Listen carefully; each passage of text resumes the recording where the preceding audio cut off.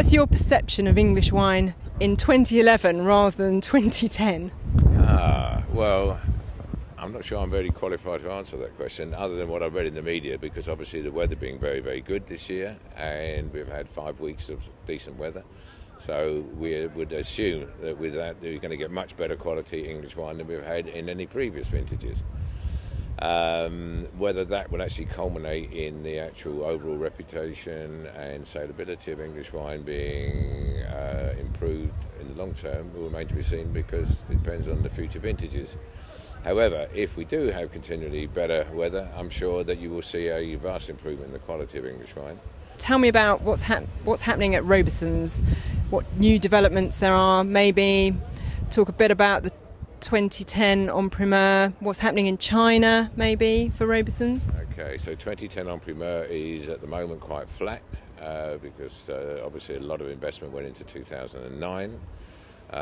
Prices are only just coming out now, so it will remain to be seen exactly how successful it's going to be, but the suspicion is it's not going to be as active as 2009 by quite a long way. As far as we're concerned, we have a lot of things that we're doing at Roberson. We have a wine school that we do on Saturday afternoons. China, we're extremely active in China and all the Asia Pacific, Singapore, Macau, all these territories, which is well known now to be a booming area of the world, and it's fantastic for us. So that's exciting for us. What else are we doing?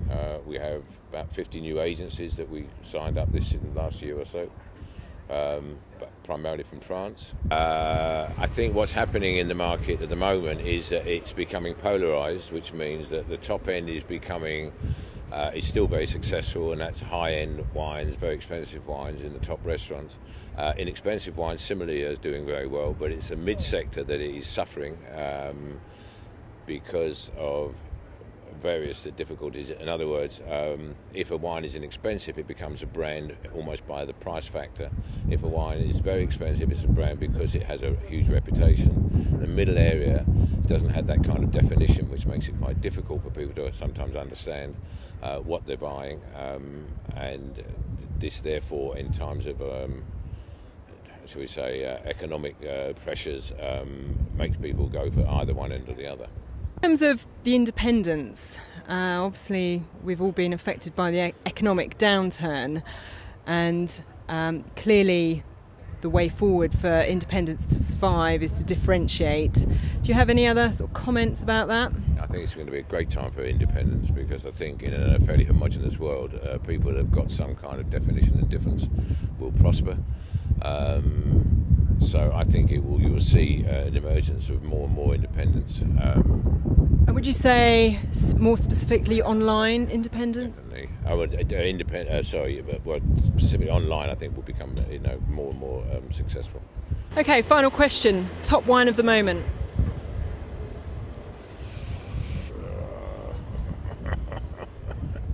That's very naughty, that one. Chateau Roberson, maybe?